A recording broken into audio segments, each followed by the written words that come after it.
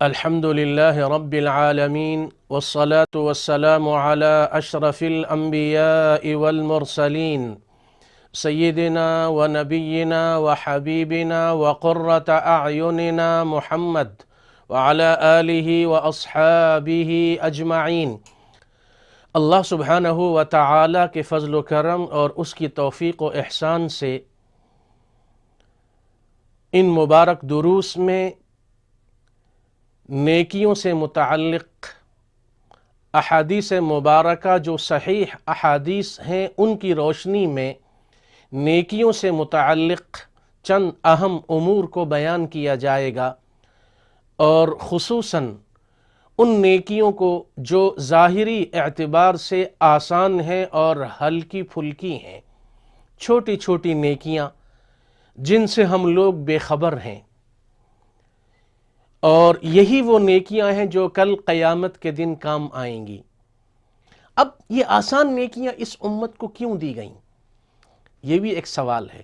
اس کا جواب ہمیں ان روایات میں ملتا ہے، خصوصاً امام مالک رحمۃ اللہ علیہ نے اپنی مشہور کتاب الموطا میں لکھا، اور امام مالک کے بارے میں امام المنذری نے الترغیب میں لکھا کہ عن مالک رحمہ اللہ تعالی انہ سمع من یثق به من اہل العلم یقول ان رسول اللہ صلی اللہ علیہ وسلم اوری اعمار الناس قبلہ فكأنه تقاصر اعمار امته ان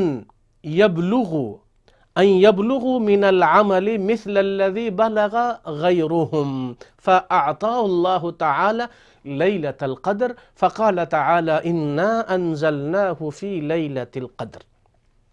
امام مالک نے لکھا کہ رسول اللہ صلی اللہ علیہ وسلم کے سامنے پرانی امتوں کے لوگوں کی نیکیاں اور ان کی عمریں پیش کی گئیں، تو آپ علیہ الصلاۃ والسلام کو رنج محسوس ہوا کہ میری امت کی عمریں کم ہیں، اور اتنی کم عمر میں یہ لوگ اتنی ڈھیر ساری اور بہت ساری نیکیاں کیسے کما سکیں گے۔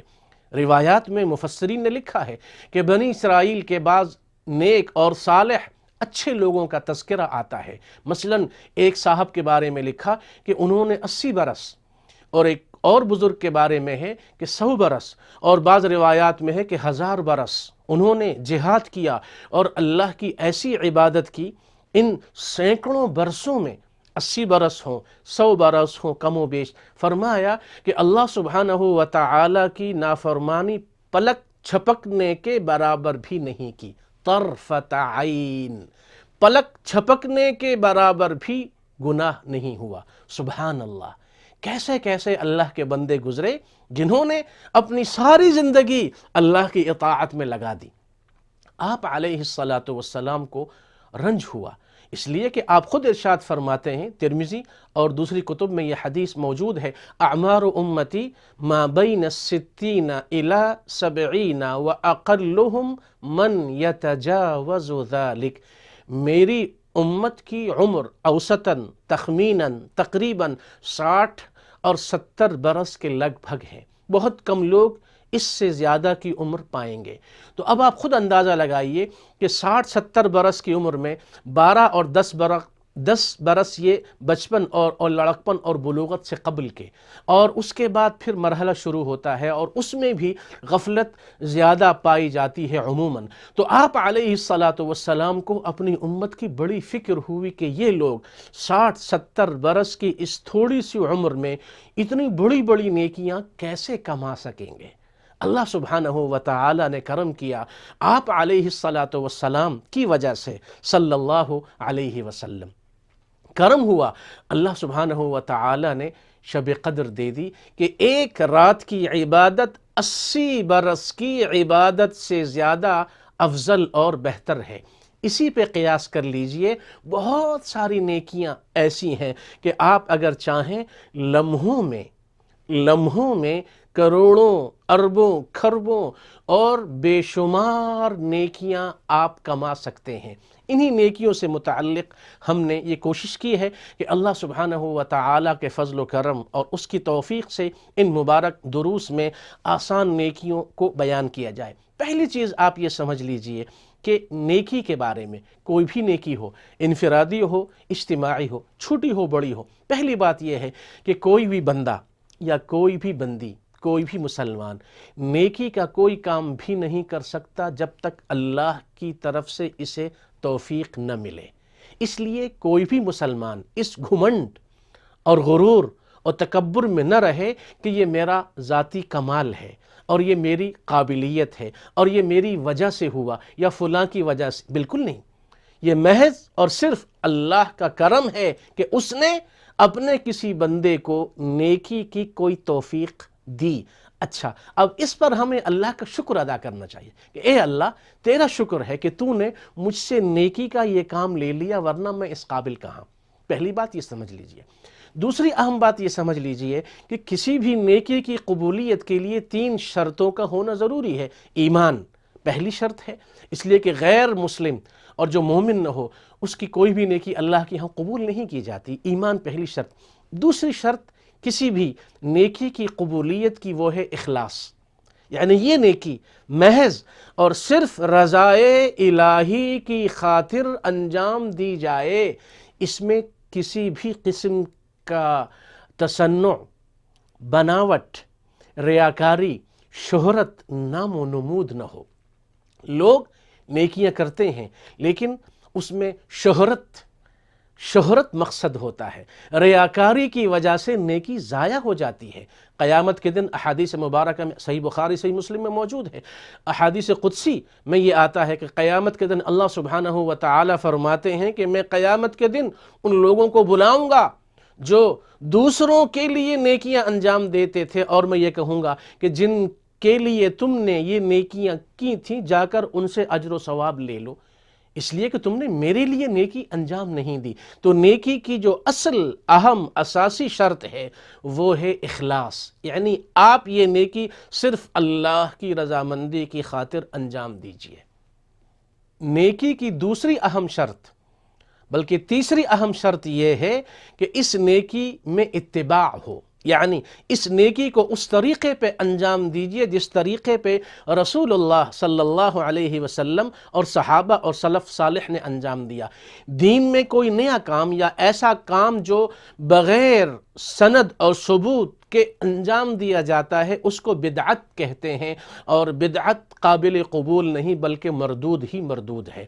تو اخلاص اور اتباع، نیکی اتنی اہم چیز ہے کہ ہم سب جانتے ہیں کہ قیامت کا دن 50,000 سال کے برابر کا دن ہوگا۔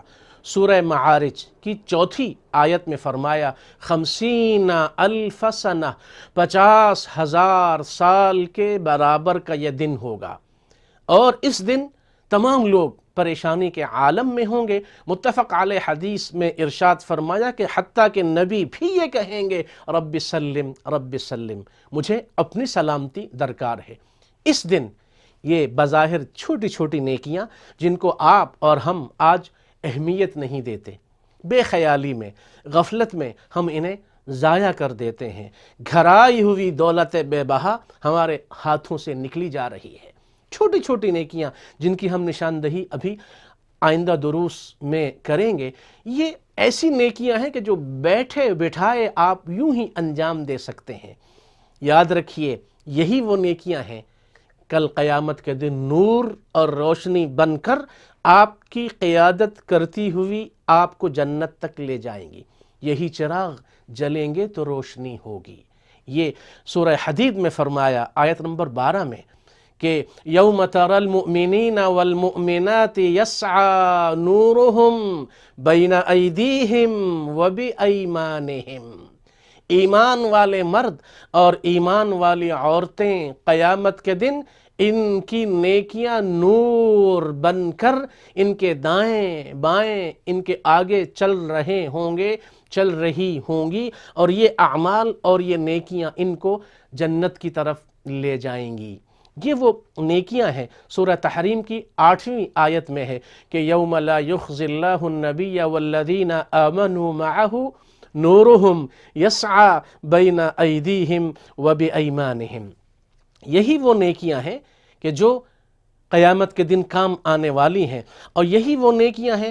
سورہ نحل کی آیت نمبر 97 میں فرمایا من عمل صالحا من ذکر او انثى وهو مؤمن فلنحيينه حیاتا طیبہ ولنجزینہم اجرہم باحسن ما كانوا يعملون۔ کوئی بھی نیکی کا کام کرے، مرد ہو یا عورت، مومن ہو، نیکی کا بدلہ ہم یہ بھی دیتے ہیں کہ دنیا کی زندگی اس کے لیے پاکیزہ برکت والی بنا دیتے ہیں، اور آخرت کا اجر یقیناً محفوظ ہے۔ نیکی ایک بھی قبول ہو جائے تو اللہ سبحانہ و تعالی کی رحمت سے امید ہے کہ نجات کے لیے یہ بھی بہانہ بن جایا کرتی ہے۔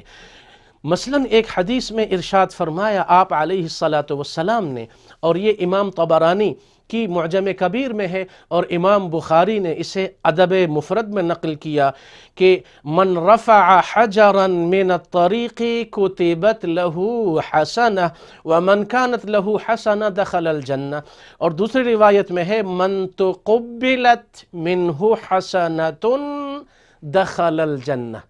کسی کی ایک نیکی بھی اگر قبول ہو جائے تو اللہ سبحانہ و تعالی اس ایک نیکی کی وجہ سے بھی اسے جنت میں داخل فرما دیتے ہیں۔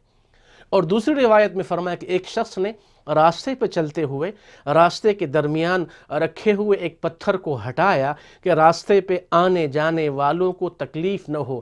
اللہ نے اس نیکی کی ایسی قدر کی، یہ ایک نیکی ہے، قبول ہو گئی، اور اس کی وجہ سے فرمایا کہ اس کے لیے جنت میں داخلے کا فیصلہ ہو گیا۔ اب نیکیاں اتنی اہم ہیں۔ مسلم کی حدیث میں بڑی عجیب بات فرمائی، ہم سب کے لیے یہ حیرت انگیز ہے، لمحہ فکریہ ہے۔ فرمایا آپ علیہ الصلاۃ نے کہ کسی مسلمان نے اگر کسی نیکی کا ارادہ کیا، نیت کی، اور اس نیکی کو انجام نہیں دیا، صرف ارادہ کیا اور نیت کی، تو ارادہ اور نیت کرنے پر ایک نیکی کے بدلے ایک نیکی اسی وقت فرشتوں کو حکم دیا جاتا ہے کہ نیکی کا کام یہ کرے یا نہ کرے، چونکہ ارادہ کر چکا ہے، نیت کر چکا ہے، فوراً ایک نیکی ابھی فوراً اس کے نامہ اعمال میں لکھ دو۔ یہ پہلی بات۔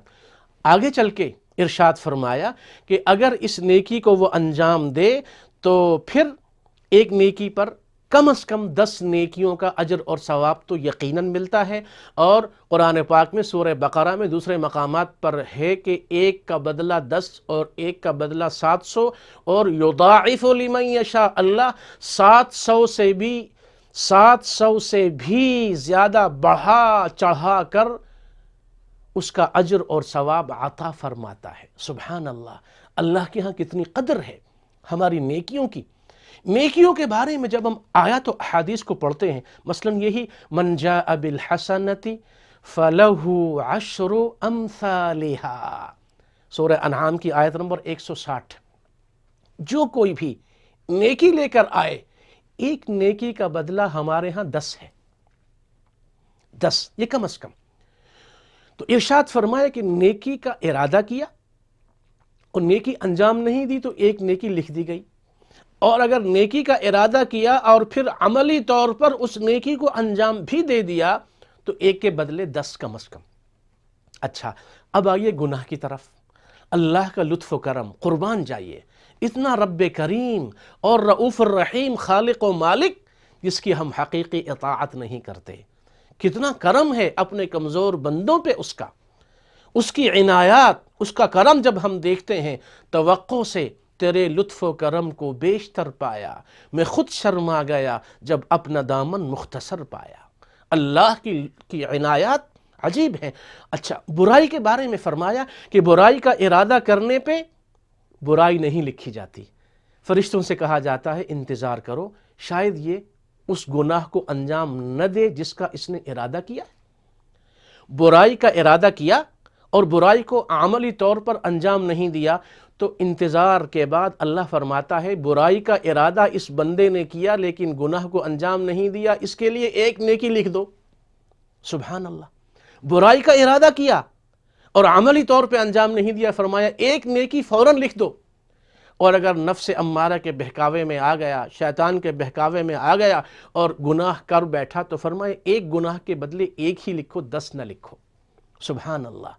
یہ نیکیوں کے بارے میں ارشاد فرمایا کہ یہ نیکیاں بڑی عجیب دولت ہے کہ نیکیوں کی وجہ سے، نیکیوں کی برکت سے دنیا کی زندگی میں بھی امن اور سکون اور راحت اور چین اور خیر اور برکت، گھروں کا سکون اور معاشرے کا سکون اور کسی بھی انسان کے دل کا قرار، یہ اللہ کے ذکر میں ہے، نیکی میں ہے۔ برائی میں کبھی بھی عزت نہیں ہے، خوشی نہیں ہے، نافرمانی میں سرور نہیں ہے، چین نہیں ہے۔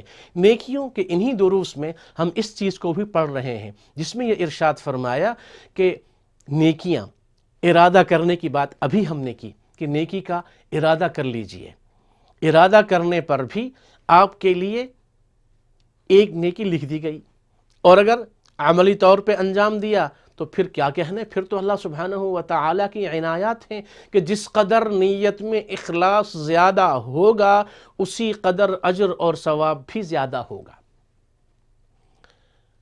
ایک عالم نے بڑی عجیب بات کہی، فرمایا جنت جانے کا مختصر ترین راستہ وہ ہے انسان نیت کرے کسی بھی نیکی اور کسی بھی اچھے عمل کی۔ مثلا موت کے بارے میں ہم سب کا یہ یقین ہے کہ ہم سب نے مرنا ہے اور موت اپنے وقت پہ آئے گی، اور موت سے راہ فرار بالکل نہیں ہے۔ موت وہ اٹل حقیقت ہے جس سے آج تک کسی بھی مذہب کے پیروکار نے، کسی بھی عقل مند انسان نے انکار نہیں کیا۔ موت اٹل ہے، اپنے وقت پہ آنے والی ہے۔ فرمایا کہ کیوں نہ تم شہادت کی موت کی تمنا کر لو، اس لیے کہ شہادت کی موت ہو یا بستر پہ آنے والی موت ہو، حادثاتی موت ہو، کوئی بھی موت ہو، اللہ سبحانہ و تعالی کی بارگاہ میں ہم یہ دعا عرض کر رہے ہیں کہ اے اللہ سبحانہ و تعالی ہمیں اور تمام اہل ایمان، مومنین مومنات، مسلمین مسلمات، اے اللہ ہم سب کا خاتمہ ایمان پر فرما، اور اے اللہ ہم سب کو شہادت کی موت نصیب فرما۔ سیدنا عمر رضی اللہ عنہ یہ دعا ہمیشہ اس دعا میں مشغول رہتے تھے، اللہم ارزقنی شہادتا فی سبیلک واجعل موتی فی بلد رسولک۔ یہ صحیح بخاری میں ہے۔ سیدنا عمر نے ہمیشہ یہ تمنا کی کہ شہادت کی موت ہو اور مدینہ منورہ میں ہو۔ اللہ نے یہ تمنا ان کی اور یہ دعا قبول فرما لی۔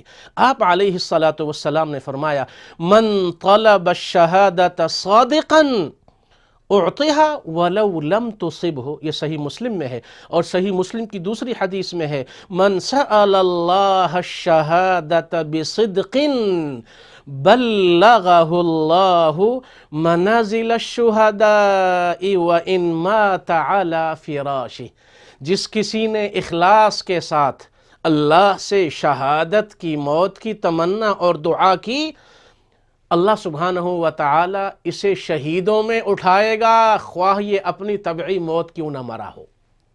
دیکھیے صرف خواہش و تمنا اور دعا پر آپ کو شہیدوں کا مرتبہ مل گیا۔ شہید کون ہے؟ شہید وہ ہے جس کا ایسا عجیب اکرام ہوتا ہے کہ مرتے ہی یہ اعلان ہوتا ہے کہ اس کو جنت میں داخل کر دو، یعنی شہادت کے ساتھ ہی فوراً، اور قبر کا عذاب اٹھا لیا جاتا ہے۔ شہید کا اللہ کے ہاں بڑا اکرام ہے۔ تو نیت اور ارادے پہ بات چلی کہ ہم نے صرف ارادہ کیا، نیت کی، اور گھر بیٹھے بیٹھے شہیدوں والا مرتبہ مل گیا۔ دیکھیے کسی بھی نیکی کا اخلاص کے ساتھ ارادہ کرنے پہ اتنا بڑا اجر اور ثواب ملتا ہے۔ اللہم ارزقنا شہادتا فی سبیلک، اس کی تمنا اور دعا ہو تو اگر طبعی موت بھی آ جائے تب بھی حشر شہیدوں کے ساتھ ہوگا۔ آسان نیکیوں کے ان دروس میں یہ باتیں عرض کی جا رہی ہیں۔ اللہ سبحانہ و تعالی ہم سب کو نیکیوں کو صحیح طور پہ سمجھنے، ان پر عمل کرنے اور اس دعوت کو دوسرے ایمان والوں تک پہنچانے کی توفیق عطا فرمائے۔ والسلام علیکم ورحمۃ اللہ وبرکاتہ۔